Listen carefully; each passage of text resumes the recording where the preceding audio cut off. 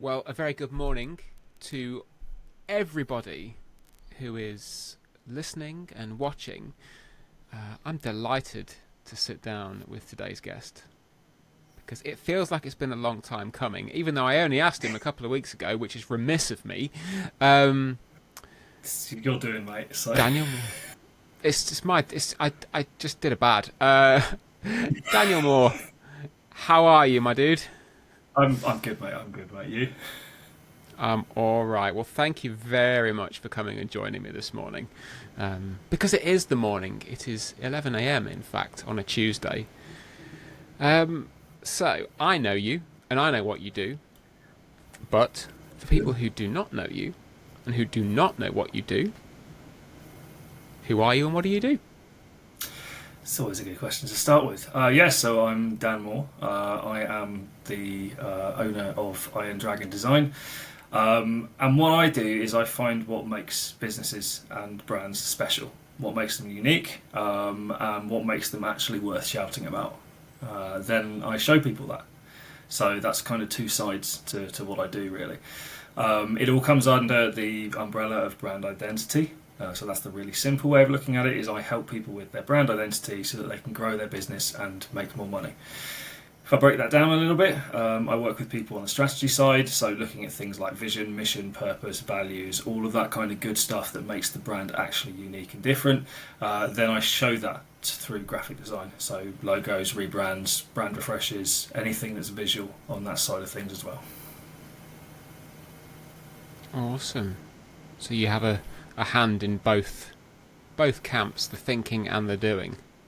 Yeah, because it's interesting because I started in the design sphere. So you know this. So I started in video games basically, which I'm sure we'll go into at some point.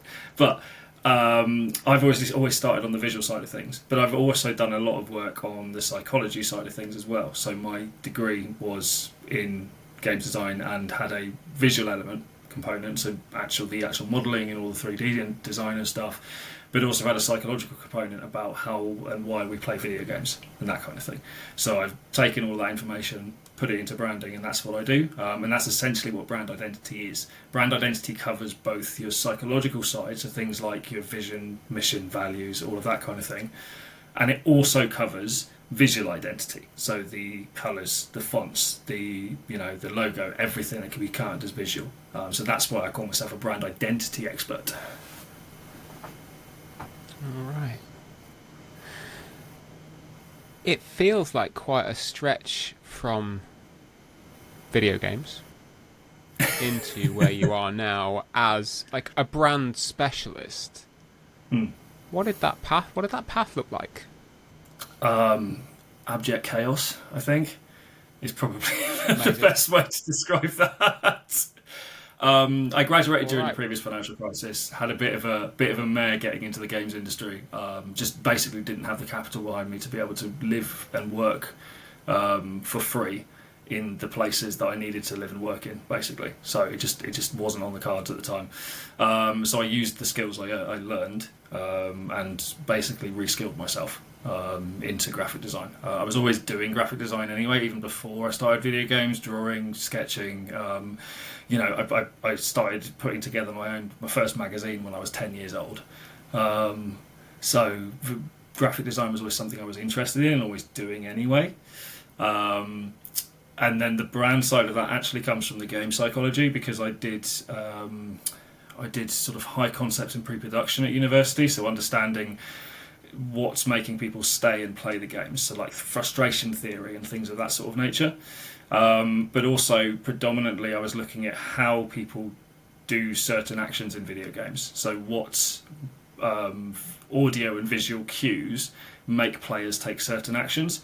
And that psychology is almost identical to brand psychology, because it's all about getting people to perform an action. So that's where I took all that knowledge and put it onto branding. So it means that I've got a very different way of looking at it from a lot of other brand experts. Hmm. It almost sounds like a superpower. It's It, such a it does. cliche, but yeah, it does. I know. I I know. know, I know, I but it does. What's your brand superpower? Yeah, yeah. No, it is. It's where I'm unique, I think, in that kind of sphere, because there's not many people who've come down that route, and it's similar to how I deal with people and their sort of personal brands and their business brands as well. Is I look at how they've got to where they are, because that journey. And you'll notice this if anyone watching, if you go and look at my branding, it's all about journeys and maps and things of that sort of nature, because it's all about the journey to me. How did you get where you are, and what are the next steps you're taking to get to where you're going? Absolutely. I don't think that's going to come as a surprise to many people that you are a path forger as well as a path finder. You Yeah, yeah. helping people drive that. I've got the image of just having a machete and whacking through weeds at the moment, just going through vines. That's what I'm doing with people's brands. Is we're going, okay, the path that everyone else is taking is over there. That's great for them. That's not the path that you want to take. Let's go and make your path. That's an interesting one. So in a space, you and I both work in the creative industries. A lot of our peers do, and we work with people who are making things that want to stand out, right? We hear on LinkedIn and all those kinds of places that you must be authentic, you must be unique. And after a while, I did the thing. I laugh because this morning I was writing my LinkedIn posts for next week, and I literally wrote like the "be authentic" bit in it, and I was like, "Please, I know this is a buzzword. I know this is buzzword bullshit, but it's actually true." It is. Personally, I don't like the word authenticity at all. I feel that it's becoming a generic blanket for you must show up in a curated way that makes you look like everyone else, and therein lies the question. In a time when we strive for authenticity, we put ourselves out there, right, as ourselves, as our businesses, how do you communicate the value and impact of that to a client who may be reticent about being so unique? Honestly, I use myself because they chose me to work with me for a reason, and I'm not uncomfortable. You've seen me network. I'm not uncomfortable dropping a few swears where I need to, or being frankly obnoxious sometimes. But in an endearing fashion, because I like to get points across to people, and I love listening to what people have to say, and I love challenging things, and I love when I'm challenged as well. And I think people in business are really scared to stand out and be challenged, or be challenging as well. And so that's why I tend to use myself as a bit of an example of this. And quite often I go to people like you started working with me, and you know how challenging I am, how challenging I try to be towards people. Because that's how we get, getting through that pain is where we find the really good stuff that makes you different and makes you stand out and makes you worth interacting with. And so I think that there's kind of a really interesting duality there, where I have to provide a really safe and secure place with no, which is not going to feel fearful for my clients. They're not going to feel like they have to clam up or be quiet or anything of that sort of nature. They have to feel completely comfortable to be open and say anything that they want. But they also, in that same vein, have to be ready to be challenged on that. And so building that kind of space is really the challenge, and what sort of I try to get across to my clients. When I do brand work with my local clients, especially, I'll ask them where they want to meet, and what I'll usually ask is meet somewhere you feel you're most comfortable, or feel reflects you, basically. It's meant I've been met people in some really cool locations because of that, but by doing that, they're already at ease immediately. They're immediately ready to speak to you because they're in a place where they feel themselves, and you can get a reflection of that from the location, and it really helps. So I guess that, when I'm trying to get people to open up and be themselves, it's a job that happens before we even start. Before they even really notice I'm doing it. It's something I've thought about before they've, signed on that line and started the workshops. All right. I'm going to use another bullshitty a buzzword, but it's all about the relationship, isn't it? Yeah, yeah. I mean, branding is about communication. It's all about being able to communicate an idea clearly and continuously. So, if you can't build a good relationship with someone, you can't get the best stuff out of them. That's why I'm very keen on using LinkedIn for things like relationship building, using networking for relationship building, because generally speaking, when a client comes to me, yeah, I get clients, off the back of my blog, but I'll always have a conversation with them before we sign on any lines and before we do that kind of thing, because I need to know that I can work with them and that they're going to be open and honest about what their problems are with me. Otherwise, they'll get, for all the will in the world, they won't get they won't get the right worth. They won't get what they need, basically. Absolutely. And I'm not about giving people what they don't need for a paycheck. Mm-hmm. I'm very much about going, right, what's the problem here? Let's find that solution and find a path that's going to work for you. Absolutely, that it's not about giving them what they want. And again, we're going to score a hat trick with the platitudes. With the platitudes, we're gonna, but it isn't about giving them what they want. It's about what they need. And because that's not why people come to people like us, because we're experts in what we do. Absolutely. And often people come and say, "Hey, I think I need this," and you go, "Actually, you need this." Yeah. That must have been quite a learning curve to. And again, I'm making an assumption here, but that nature that you aren't going to give somebody just what they're asking for, and you have to find the right client fit with somebody who is willing to work with you, because you and I, we have worked in similar spheres. What we do is not witchcraft. It's not magic. It has to be a collaboration between people, right? Yeah. What was that learning journey like of finding yourself and the client dynamic to get you to that point where you're actually confident enough to go, this is a good fit or this isn't a good fit? I think there's a lot of trial and error involved. When you start out, you're just happy to get anything, to be honest. You're just happy to go, oh my God, there's someone who's willing to pay me for this. That's amazing. And that might as well be a magic spell. Actually, weirdly, I had an incident with a client the other week where she was talking, and while she was talking, I wrote down a few words and then covered them with my hand. And then I asked her what her values were, and it was literally word for word what I wrote down. And she was like, "That's as close to a magic trick as I've ever seen." But if you're listening to people, then you're finding what they're actually needing, and that's what I realised was actually the real, weirdly I wrote about this morning as well, is if you're listening to people, that's a big part of the communication aspect of branding. You have to listen to what people are saying and what they're actually needing, because they won't always tell you directly. They'll tell you what they think they need based on what they've seen other people do, but their needs and what they're actually trying to achieve might be quite different. That's why it's design and not just art. It's all about finding that brief and making something that's going to solve that problem. Basically, that's what design is all about. And the same with branding. It's all about finding those solutions and tugging on those threads until you go, right, this is actually where the knot is. How do you in that?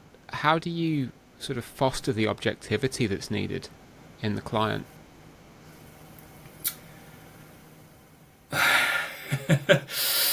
There's a lot of trust involved with this. It really is, and I think often like almost like deselling myself in some ways is actually what builds that trust. Because sometimes people will come to you and go, I really need this, and you're looking at you don't actually. You need this. It's actually slightly cheaper. This will save you some money, and it's being honest with that kind of thing with people. Because we were all taken in by the shiny, and we always all think, oh God, I've got to do this big thing. I've got to do this, and it's going to be really expensive. And we're ready. People are often ready for that. And when you take them aside and go, look, actually, you don't need all that. That's when it kind of people go, oh, okay. You think this will work better? Yeah, absolutely. And just helping people see that is really where it's all at. And I think if you are prepared to not undersell or undercut yourself, like I'm very firm on my pricing structure, incredibly so. Would prefer to lose a client than give a discount. Yeah, Agree. That kind of level. So I'm very firm with that. But also, I won't sell something someone doesn't need. There's no point in it. Yeah. So I think people seeing that just immediately makes you more trustworthy and makes you seem more of an expert, because you're confident enough to go, nope, I know this is what you need, and I know that this is going to be better for you, even though I'm taking a financial hit. Yeah. Yeah, because every piece of the puzzle has to fit. The relationship between you and the client has to work. The service you offer has to serve their business. Them as a client have to be able to work with you to allow you to do the best possible work for them. It's a cyclical thing, isn't it? Yeah. Yeah, exactly. And I think that's a really important point, is the idea of who you're working with as well. Because if you just work with anyone, you're going to resent what you're doing, and then that's going to show in your work, like big time. And so I'm quite discerning with who I work with. And I make that very obvious in my brand. There's some people who see my brand and just go, absolutely not, no thank you. Yeah. Which is fantastic, because it prevents either of us from wasting time. That's an interesting one. I think this is kind of a half question. Maybe a half question, but do you feel that your branding and your brand that you put into the world does attract the right kind of client? Yeah, but it's taken a while to get there. Yeah. I could show you the evolution of the brand across like the last sort of 7 or 8 years, where it started. Even though the sort of central aspects, so the Dragon Skull has kind of remained in place for the whole time. It had quite a corporate aspect to it when I first started, because I wanted to. When I first initially started, I wasn't. I'd never run a business before, never done anything, and I thought I've got to just kind of fit into this kind of sphere, because that's what is expected of me. And then it took a while. I think it was like around sort of this sort of time of COVID, when I really started experimenting with it and going, actually, this is who I am and this is what I'm trying to attract, and that's when it sort of really clicked for me. But I think it's often a journey again. It's not something that comes overnight to everyone. And branding is naturally an evolutionary process. It will always change and grow and evolve. It's that's why you've got to have a good strategy in place, that you're actually making sure it grows and evolves within the boundaries that you need it to, rather than veering off in some direction that you hadn't thought of. Yeah, it's like the mine cart does not need to get out of your control. No. I just got a really big Indiana Jones visual in my head there. Yeah, I was just literally thinking that. Yeah, short round and. There we go. Yep. And this is why nerds come together on a Tuesday morning. Yeah, right. Exactly. What we're speaking about. So we could end up going round in circles on this. I think you mentioned the journey of this branding process, which obviously it does come for both business and personal.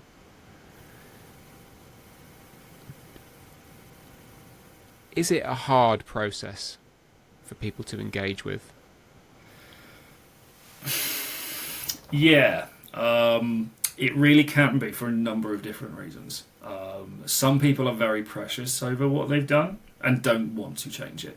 I think you just said we're going to go around in circles here, and that's pretty normal in a conversation about branding, because branding by its very nature is cyclical.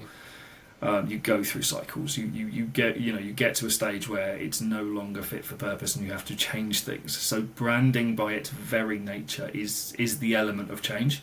You can't go into branding if you're not willing to change things about yourself and your image. And the reason for that is because you learn things along the journey.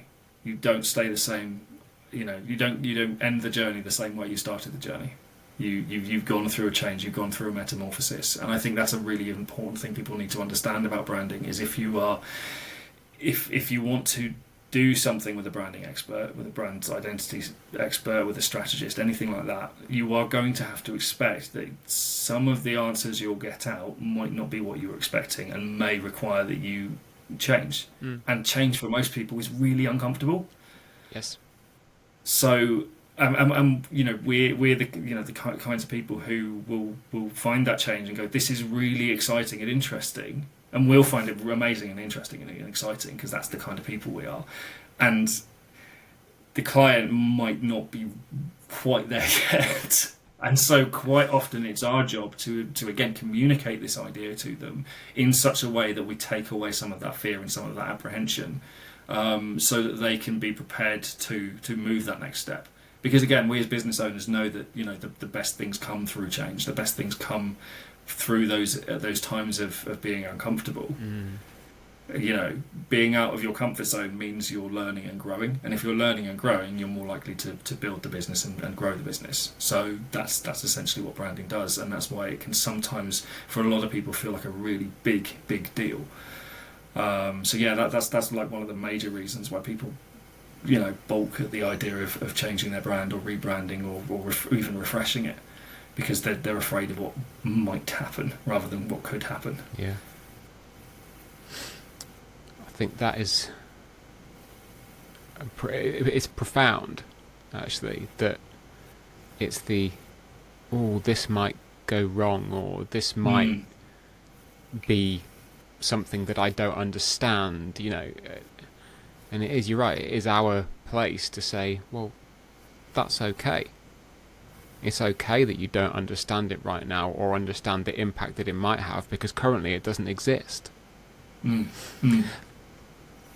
I wonder,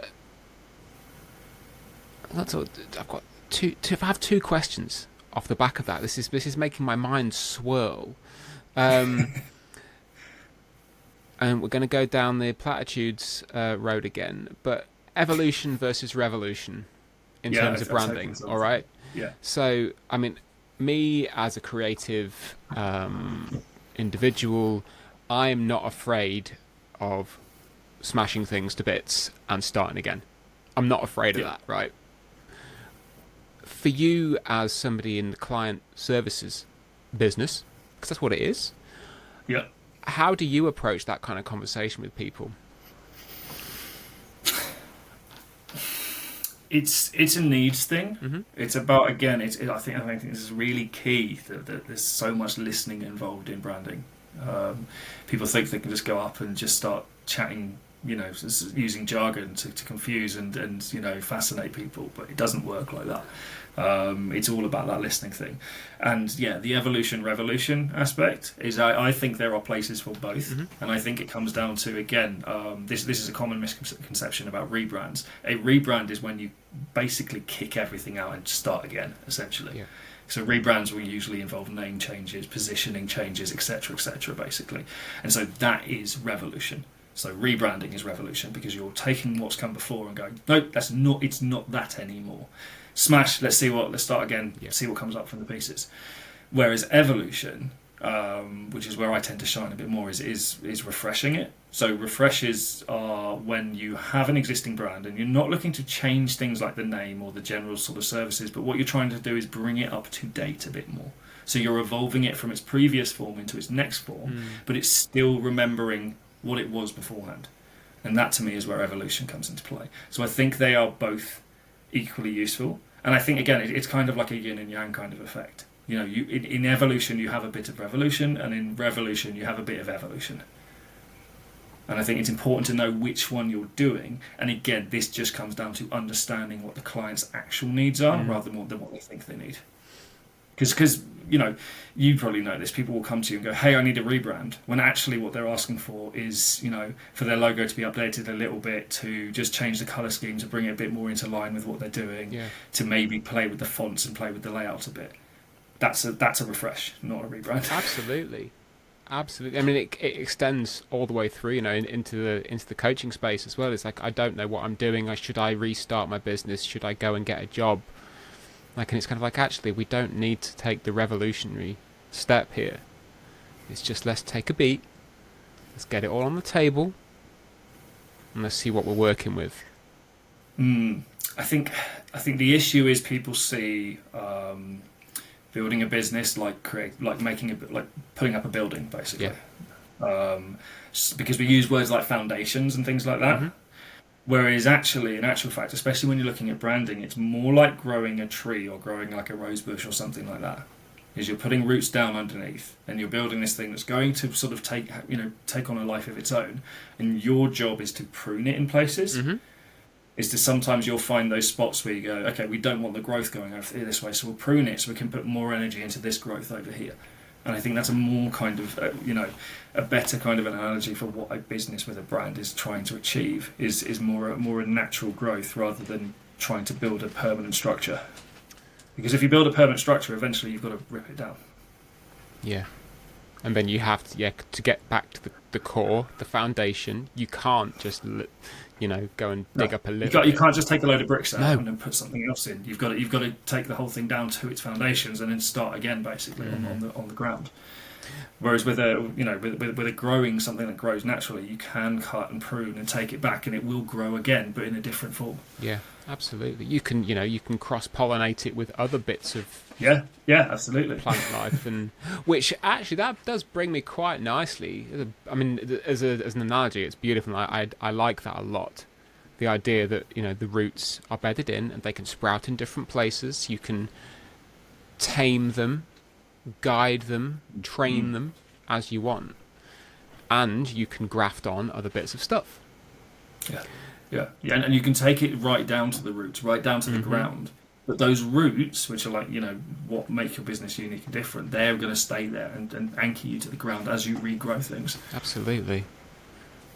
So thinking about the idea of kind of just whacking on new bits, like you've worked in the video game space, you've had that sort of experience around there, and I know that you are an avid gamer of.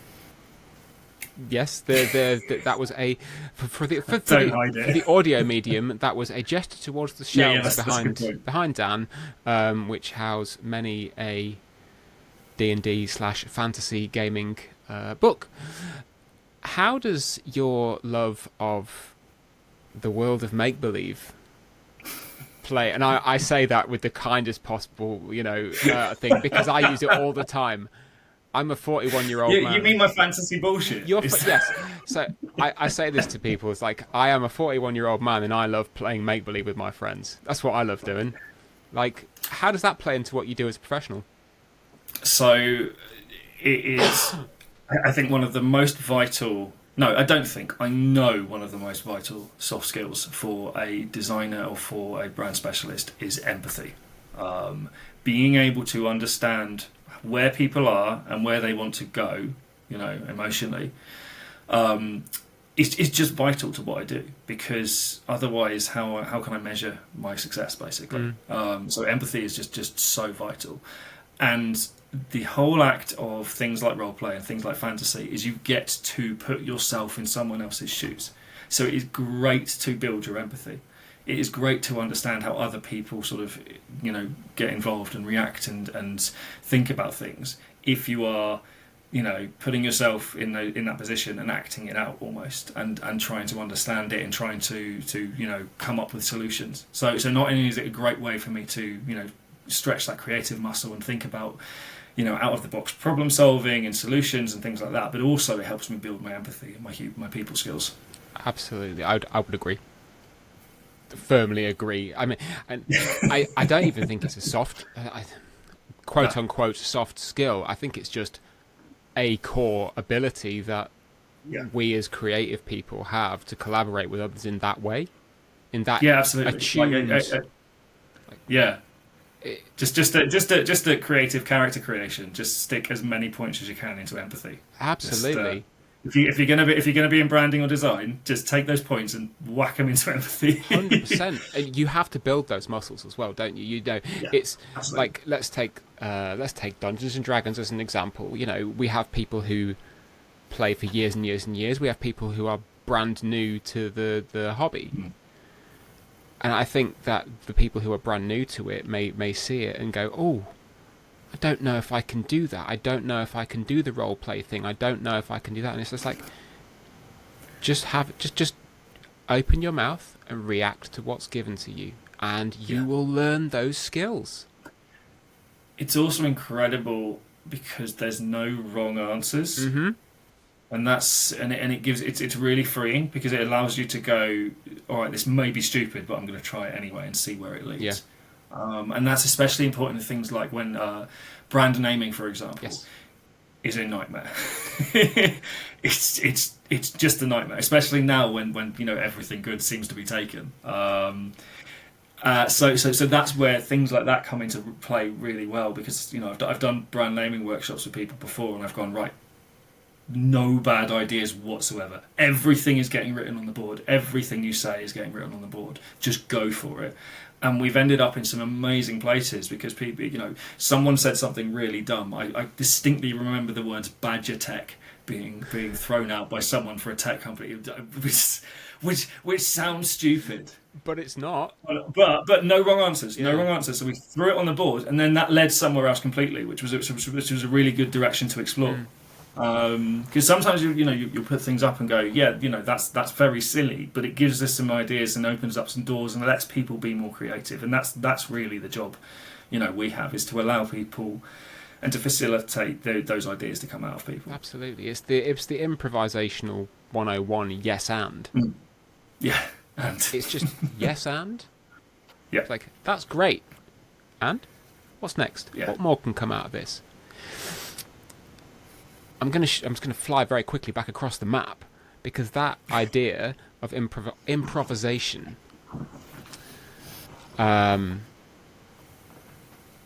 leads us down unknown paths very quickly, and we have to be reactive and responsive to the things which come towards us.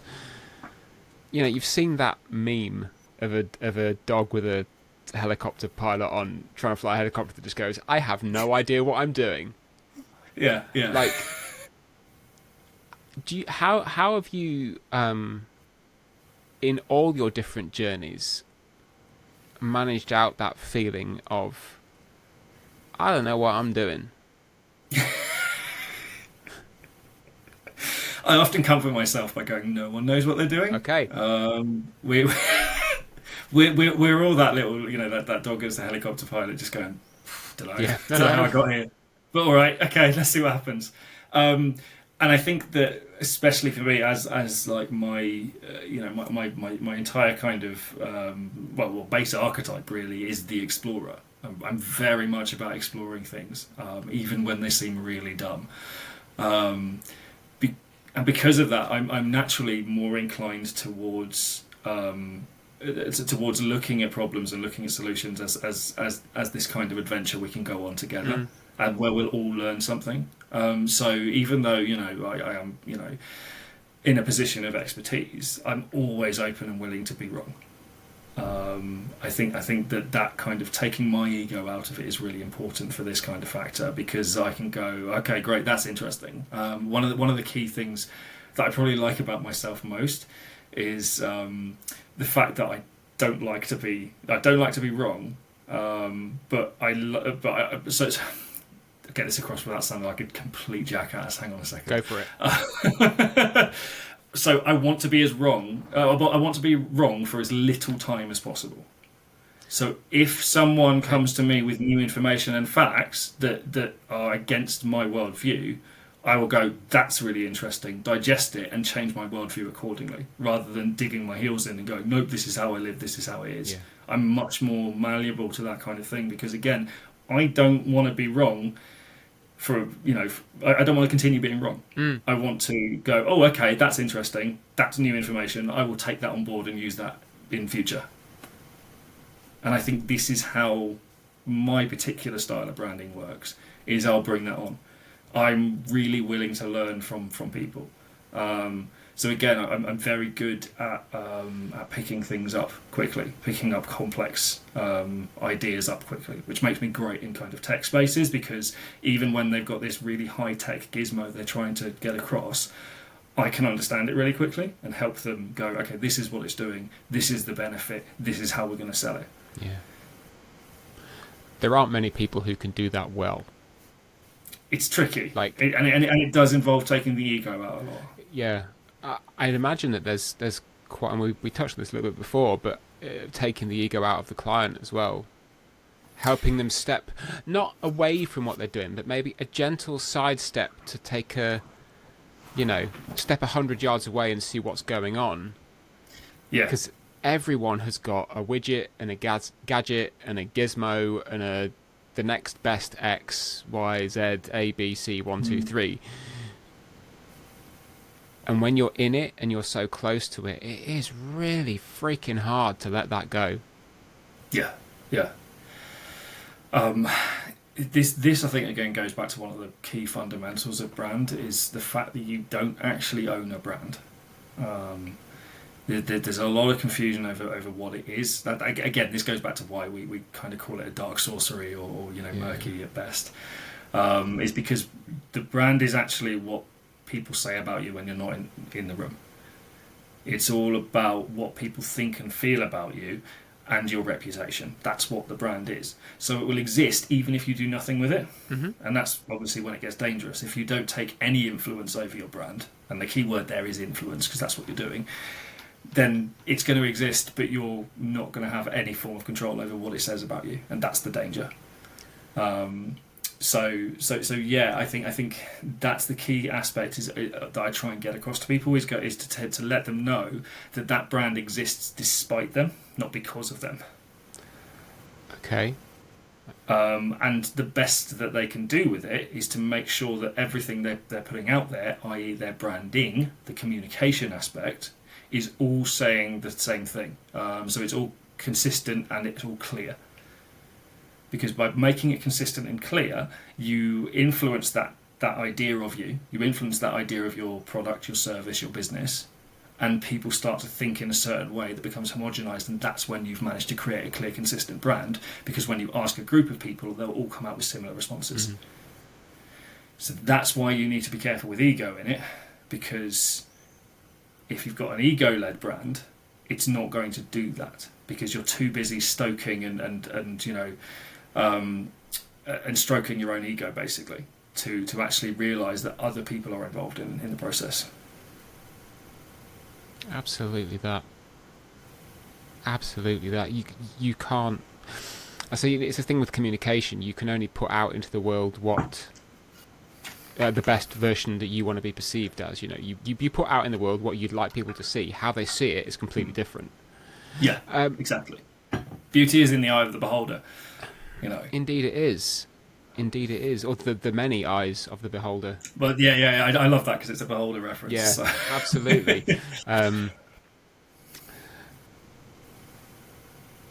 Thinking about influence and ownership, because that's a really interesting topic. How would you suggest, you just mentioned a couple of things, but how would you suggest to people that they can influence their brand almost while they're not doing anything with it? Honestly, listen. Listen to what it is people are saying about you, because they will say things, and if you invite them to say things honestly about you, they will. And that's where you start understanding what your brand actually is and what it's telling people. So before you've even done anything else, if you're listening to what people are saying about you, and you're getting feedback and you're looking at all of that, then you can more accurately say, okay, this is interesting. I thought it was this, but it's actually this. And you can, once you have those two sort of those 2 points, you can chart a course between them. Mm-hmm. It's a lot easier to take a brand from being X to Y. So being to X to Z if you know what Y is. It's a lot easier to do that if you've got points plotted on the map. So if you ask your audience and say, what do you think of my brand? What does my brand come across as? And they say, it comes across as really friendly, and you're going, well, actually, I wanted it to come across as really cool and hip and and modern. Then you got to get from friendly to cool. And you can do that more easily than you can do it if you go, I want my brand to be cool, but I don't know where it is at the moment. Yes. I don't have anything more to add to that. Absolutely, It's good when the host goes silent. That's usually a good sign, it right? is. But this, I think that's one of those things where we all need to do it more. It's just to listen and not be afraid to ask. No, absolutely. I saw a Because again, this goes back to my adage of being wrong for as little time as possible. 100%. If you ask and don't like the answer, fantastic. You've got somewhere to change from. But if you don't know, If you don't know, you can't make that change with purpose, with strategy. You can only sort of feel around in the dark and just make moves that you think might work, which doesn't work. Trust me, it doesn't work. yeah, it's kind of just like flying by the seat of your pants constantly does not actually get us anywhere other than having a burned arse. Yeah, precisely. I think there are many threads we could pull around the psychology of this, around the fearlessness that needs to come, but that also can come when you start to embrace yourself as a branded individual. And we all are. We all have our own. Yeah, we all have it. I mean, it's. I think there's definitely distinctions in there, but yeah, the power of like especially personal branding is becoming very important. The term personal brand kind of. It's another one. Yeah, it does make me taste the bile in the back of my throat ever so slightly. Yeah. It's, it partly because of it's a generational thing. It's not how I would describe that. But I think a nicer way of looking at it is your character and your personality. This is it. That's what it is. But we can't really say or sell character and personality. No, it's again that's the sort of the double-edged sword or the curse of branding is unfortunately you have to brand everything now. Got to label it, man. Got to label it. Makes it more digestible, more easily palatable. Yeah. It's again getting that feeling down into something that's really easy and quick to say.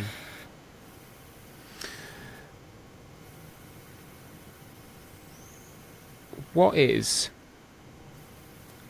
the one thing you would like to see more of in terms of individuals approaching branding?